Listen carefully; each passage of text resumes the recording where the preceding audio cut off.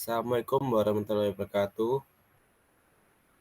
Kami dari kelompok 10 di sini akan menjelaskan tentang power system protection atau proteksi daya. Kelompok 10 sendiri terdiri dari Andreas Eka Yuwono dengan NIM 22091387002.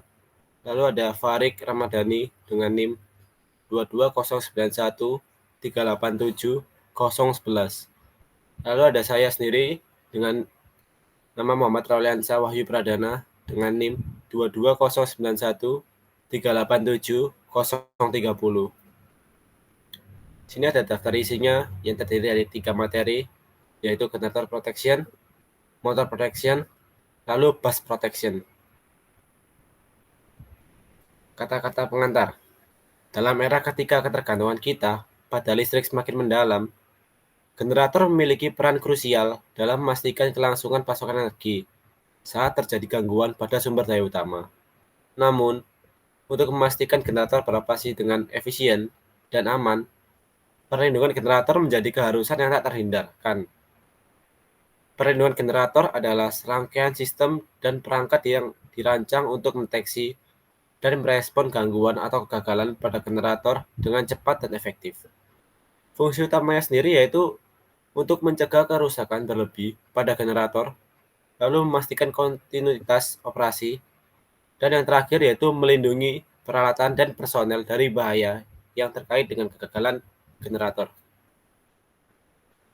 Lalu pada materi perlindungan generator akan dijelaskan oleh Mas Andreas. Untuk Mas Andreas, saya persilakan. Baik, terima kasih Mas Raul. Perlindungan generator. Desain sistem proteksi generator harus mempertimbangkan jenis kesalahan dan kondisi operasi abnormal yang mungkin akan terjadi hadir di pembangkit dan menyediakan sarana untuk mendeteksi dan bertindak berdasarkan kondisi ini. Desain pada sistem proteksi akan tergantung pada ukuran unit pembangkit. Selanjutnya, di sini ada jenis-jenis gangguan dan kondisi gangguan. 1. Proteksi beban berlebih dan masalah arus lebih. Nomor 2. Gangguan listrik stator. Yang ketiga, gangguan listrik rotor. Dan yang keempat adalah kegagalan penggerak utama atau masalah mekanis. Selanjutnya,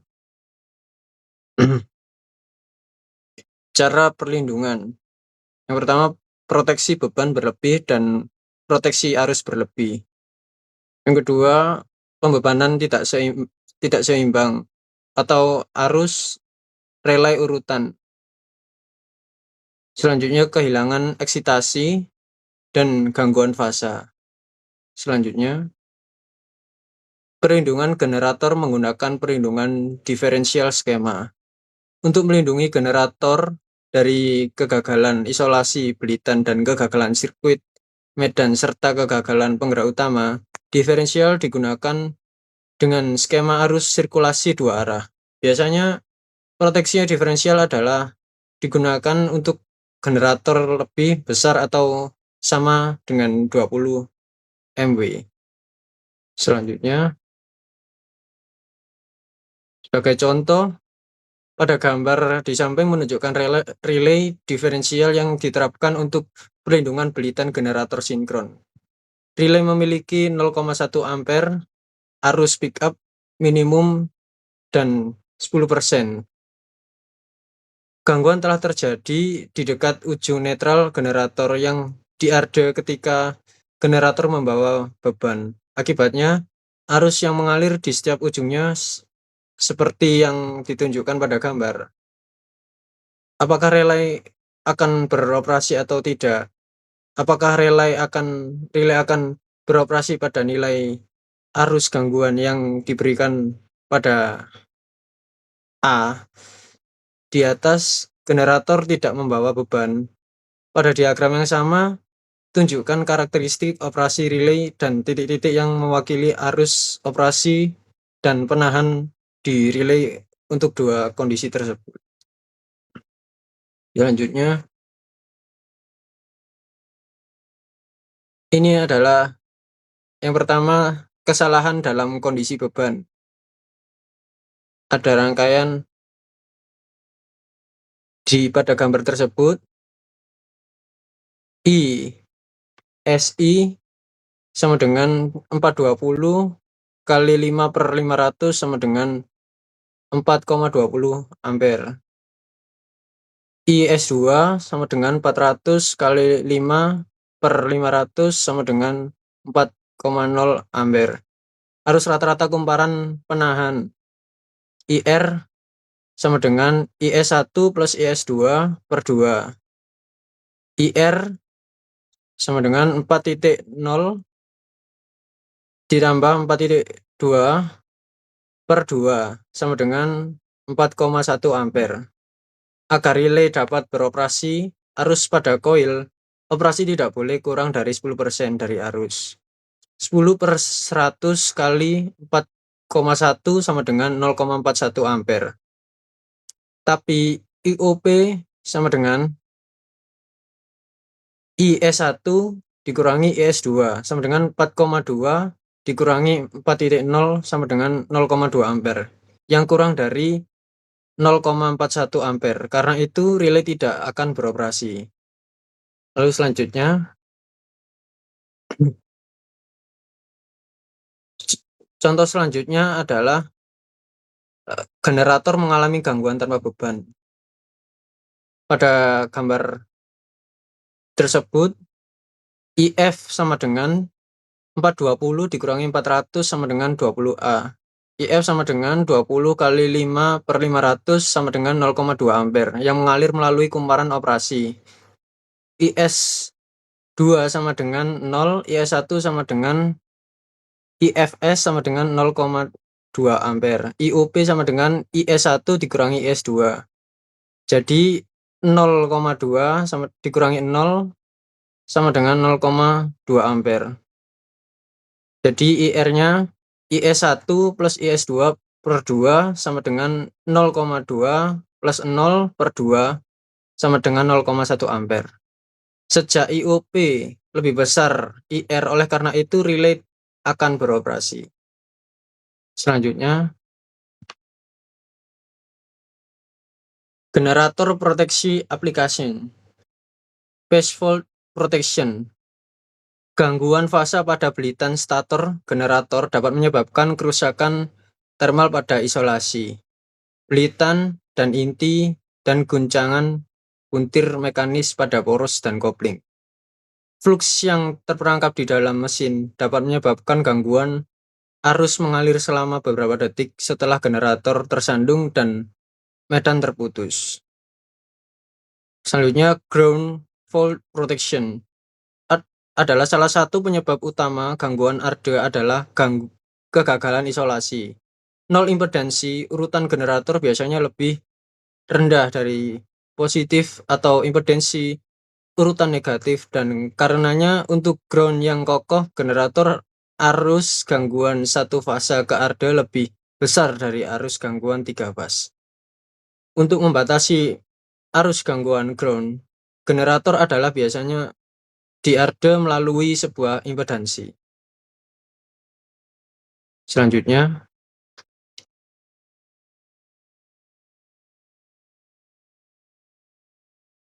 loss of field excitation protection. Hilangnya eksitasi pada mesin sinkron dapat disebabkan oleh operator kesalahan, kegagalan sistem eksitasi, konsleting pada kabel medan, dan tidak disengaja tersandungnya pemutus medan, atau flashover komutator eksitasi. Ketika mesin kehilangan eksitasi, rotor berakselerasi dan mesin sinkron beroperasi sebagai generator induksi. Akibatnya, mesin menarik daya reaktif induktif dan sistem alih-alih memasuknya ke sistem. Lalu ada over-excitation protection. Ketika rasio tegangan terhadap frekuensi volt per hertz melebihi 1,05 PU untuk generator, panas berlebih yang parah dapat terjadi karena kejenuhan inti magnetik generator Dan selanjutnya dari nyasar flux dalam komponen yang tidak dirancang untuk membawa flux. Eksitasi berlebihan seperti itu paling banyak sering terjadi karena selama startup atau shutdown saat unit beroperasi di frekuensi yang dikurangi, atau selama penolakan beban lengkap yang tersalurkan transmisi yang terhubung ke stasiun pembangkit. Lalu selanjutnya ada overvoltage protection. Tegangan lebih generator dapat terjadi selama penolakan beban atau eksitasi kegagalan kontrol. Mas, selanjutnya Mas. Dalam kasus hidrogenerator, pada saat penolakan beban, maka generator dapat mempercepat dan tegangan dapat mencapai level tinggi tanpa harus melebihi batas volt per hertz generator. Tegangan lebih relay, tegangan lebih digunakan untuk melindungi generator dari kondisi ini. Lalu ada unbalanced current, gangguan yang tidak seimbang, dan kondisi sistem lainnya dapat menyebabkan ketidakseimbangan arus 3 fase dalam generator. Urutan negatif komponen arus ini menyebabkan arus frekuensi ganda di rotor yang dapat menyebabkan panas berlebih dan kerusakan. Negatif fungsi arus berlebih urutan 46 disediakan untuk melindungi unit sebelumnya batas yang ditentukan untuk mesin tercapai. Lalu selanjutnya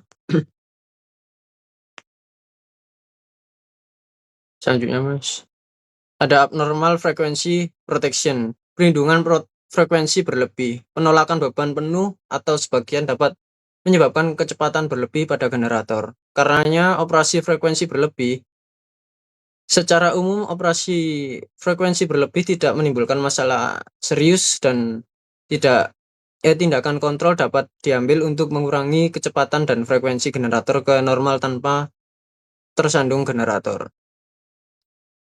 Di bawah perlindungan frekuensi, beban berlebih pada generator mungkin karena hilangnya pembangkitan sistem dan pelepasan beban yang tidak memadai dapat menyebabkan operasi yang berkepanjangan generator pada frekuensi rendah. Hal ini dapat menyebabkan masalah tertentu untuk generator turbin gas atau uap yang rentan terhadap kerusakan dari operasi di luar pita frekuensi abnormalnya. Lalu selanjutnya akan dijelaskan motor protection. Untuk materi motor protection, untuk Mas Farik, saya persilakan untuk menjelaskan materi tersebut. Terima kasih Mas Farik, saya persilakan. Terima kasih Mas Raul. Nah, di sini saya akan menjelaskan tentang motor protection. Kenapa sih motor harus diberi proteksi?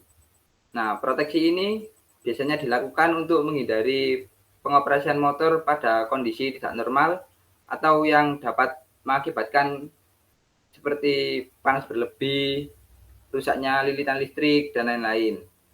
Nah, untuk motor berukuran kecil, checkring, tor atau thermal overload relay, dan kontaktor telah menjadi solusi yang efektif dan ekonomis untuk motor berukuran kecil hingga menengah sekitar 150 horsepower.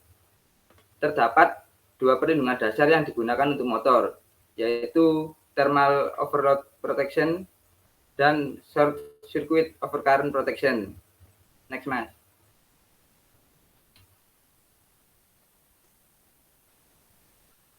Nah, pada motor yang lebih besar atau pemanfaatan motor maksimum diperlukan dalam berbagai kondisi operasional.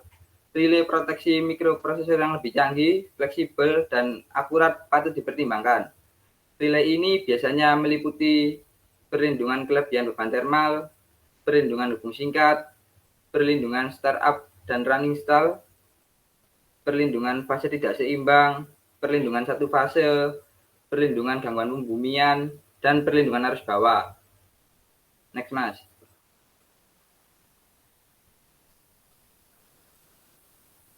Nah, di sini ada pengaturan pelindung yang umum digunakan untuk motor. Yang pertama yaitu penundaan yang lama atau long time delay atau pengambilan jangka panjang. Yaitu 1,15 kali arus beban penuh motor FLA dikalikan faktor servis motor untuk aplikasi menghadapi penurunan tekanan 90% saat start motor. Yang kedua, 1,25 kali FLA motor dikalikan faktor servis motor untuk aplikasi menghadapi penurunan tegangan 80% saat start motor. Selanjutnya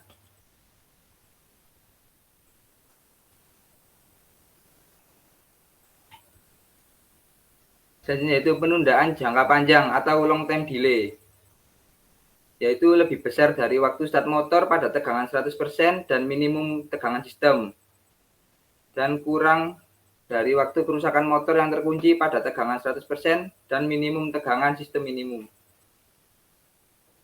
Selanjutnya yaitu pengambilan seketika atau instantaneous pick up, yaitu tidak kurang dari 1,7 kali ampere pengenal pick up lama motor atau LRA untuk motor tegangan menengah, dan tidak kurang dari 2,0 kali LRA motor untuk motor tegangan rendah. Selanjutnya, pengaturan pelindung yang umum digunakan untuk motor. Proteksi gangguan bumi, yaitu Earth Fault Protection. 1. Penjemputan minimum dan waktu tunda minimum untuk unit trip statis. CT keseimbangan ini dan 50 relay di setel minimum untuk sistem ground bertegangan menengah dan resistansi rendah. 3. CT yang terhubung secara residu dan 50/51 untuk sistem bertegangan menengah dan diupdate dengan kokoh.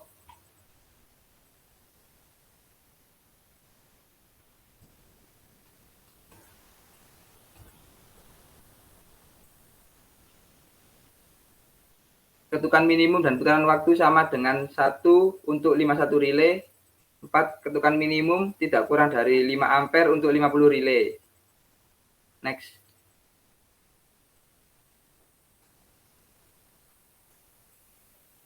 Nah, terdapat perangkat pelindung motor.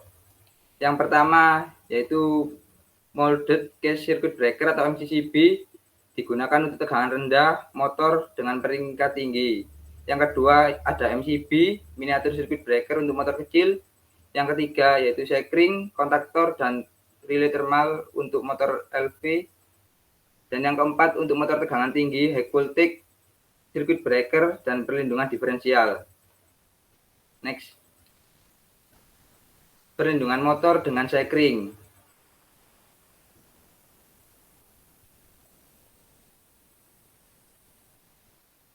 Untuk menentukan ukuran sekring suatu motor, kita harus mengacu pada gambar 1 yang menunjukkan karakteristik waktu atau arus sekring yang khas. Karakteristik ini mewakili pengoperasian sekring di mana arus tidak mencukupi untuk mengoperasikan sekring dalam 1/4 siklus pertama atau 0,05 detik dalam sistem 50 Hz. Next.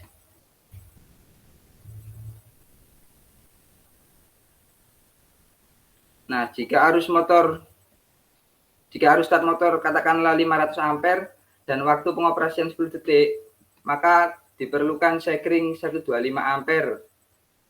Dapat dilihat pada gambar yang sebelah kiri.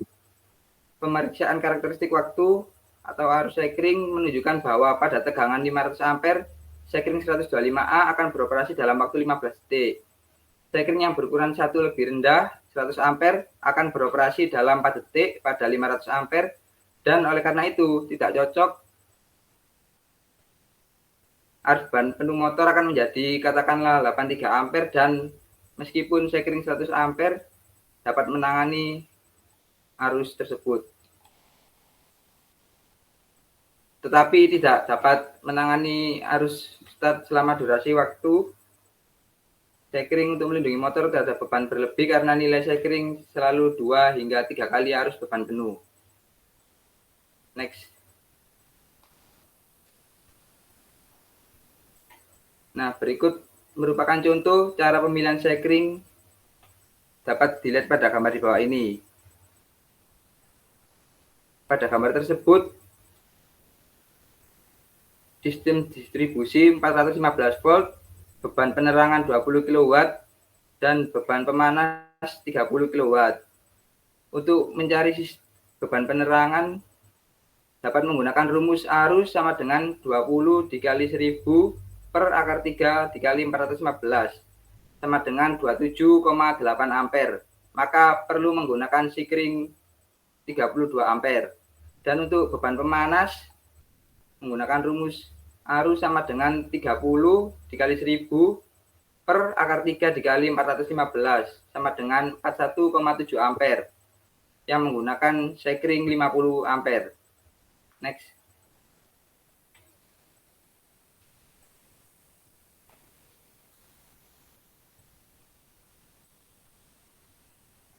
Nah, dapat diperhatikan bahwa jika beban penerangan dan pemanas diberi nilai pada daya masukan motor diberi nilai pada daya keluaran, daya masukan motor adalah daya atau per efisiensi keluaran IE untuk efisiensi 92%. Daya masukan sama dengan 30 per 0,92 sama dengan 32,6 kW. Juga beban pemanas dan penerangan berada pada faktor daya 1, sedangkan faktor daya motor katakanlah 0,83. Oleh karena itu, arus beban penuh motor adalah I sama dengan 32,6 dikali 1000 sama dengan akar 3 kali 415 dikali 0,83, maka hasilnya 54,7 ampere. Next.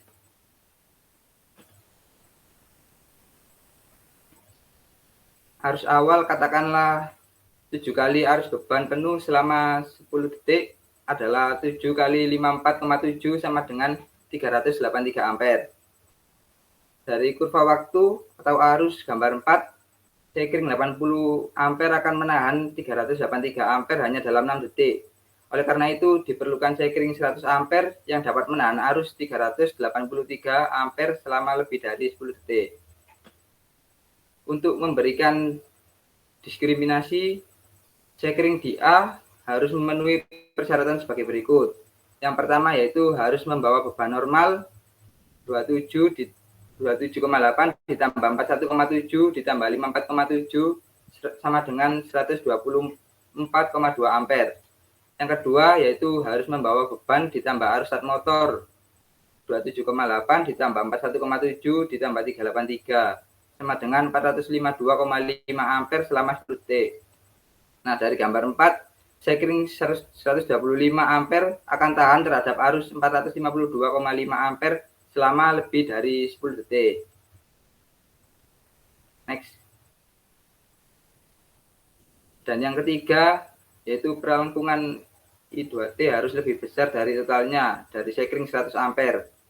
Nah, gambar 5 menunjukkan bahwa diperlukan sekring berukuran 160 ampere. Next.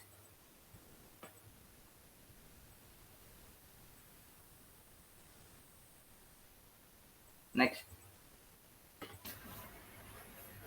Nah, selanjutnya akan dijelaskan oleh teman saya. Saya kembalikan ke moderator. Terima kasih.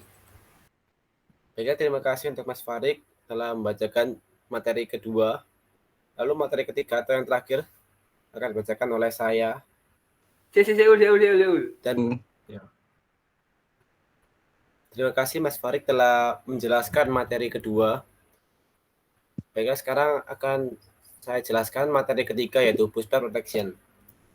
Bus bar protection sendiri memiliki definisi yaitu bus bar adalah komponen penting dalam sistem kelistrikan yang berfungsi untuk mengumpulkan dan mendistribusikan listrik dari satu atau lebih sumber ke beberapa beban atau keluar ke jaringan. Dan di sini pentingnya menggunakan proteksi bus bar sendiri yaitu untuk melindungi bus bar dari gangguan seperti arus lebih, hubung singkat, atau gangguan lainnya, sangat penting untuk menjaga keandalan dan keamanan sistem kelistrikan. Dan di sini skema perlindungan bus proteksi digunakan untuk melindungi saklar seperti yang saya ucapkan tadi, lalu sebagai pemutus, lalu sebagai trafo instrumen, pemutus arus, dan peralatan bus lainnya, serta bus itu sendiri. Dan bus bar ini memiliki proteksi, dan bus bar sendiri ini memiliki beberapa metode perlindungan bus, yaitu perlindungan diferensial dasar, lalu ada proteksi diferensial dengan relay arus lebih, lalu ada proteksi diferensial presentase, lalu ada perlindungan diferensial tegangan impedansi tinggi, dan yang terakhir perlindungan diferensial parsial bus. Dan untuk saluran luar sendiri memiliki rumus sebagai berikut. IF sama dengan I pangkat 6 sama dengan I pangkat 1 ditambah I pangkat 2 ditambah I pangkat 3 ditambah I pangkat 4 ditambah I pangkat 5. Lalu untuk saluran internal sendiri memiliki rumus sebagai berikut. IF sama dengan I pangkat 1 ditambah I pangkat 2 ditambah I pangkat 3 ditambah I pangkat 4 ditambah I pangkat 5 ditambah I pangkat 6.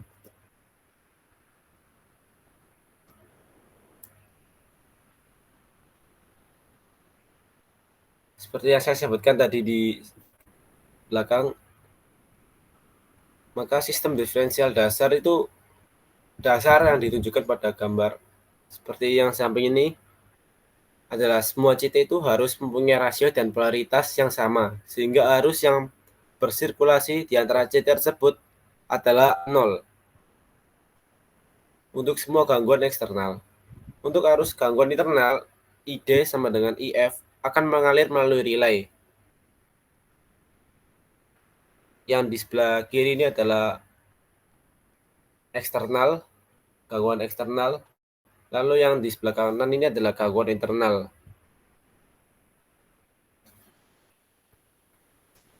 Lalu selanjutnya adalah proteksi diferensial bus dengan relay arus berlebih. Jika CT berperilaku ideal, sistem diferensial yang ditunjukkan pada gambar yang ada di samping ini akan sangat mudah diimplementasikan dengan menggunakan relay arus lebih, sederhananya seperti yang ditunjukkan pada gambar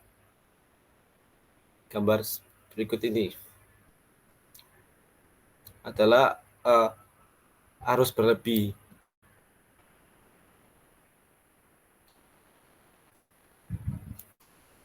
Lalu berikutnya adalah proteksi bus dengan relay diferensial persentase, yaitu relay diferensial penahan persentase mengambil fakta bahwa mungkin ada arus kesalahan di rangkaian diferensial A. Sederhananya itu persentase itu relay diferensial ditunjukkan pada gambar di samping. Lalu pertimbangan bus beban dengan 3 pengumpan keluar seperti yang ditunjukkan pada gambarnya. Pertimbangan bus beban dengan 3 pengumpan keluar seperti yang ditunjukkan pada gambar di samping. Bus ini dilindungi oleh relay diferensial dengan 3 kumparan penahan. Skema proteksi ditunjukkan hanya untuk satu fase.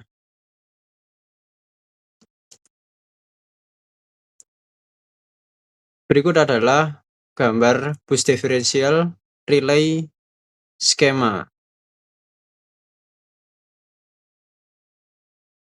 Bus diferensial relay skema, proteksi diferensial parsial bus.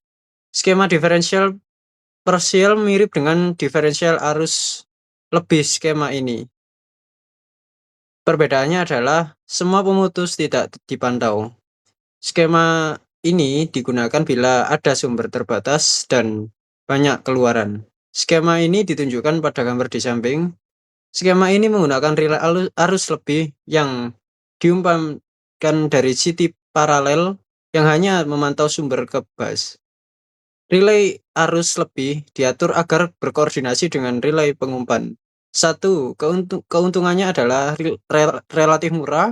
2. Kerugiannya adalah waktu pembersihan lebih lambat. Sekian dari kelompok kami. Mohon maaf atas segala kesalahannya. Kami mohon pamit undur diri. Wassalamualaikum warahmatullahi wabarakatuh.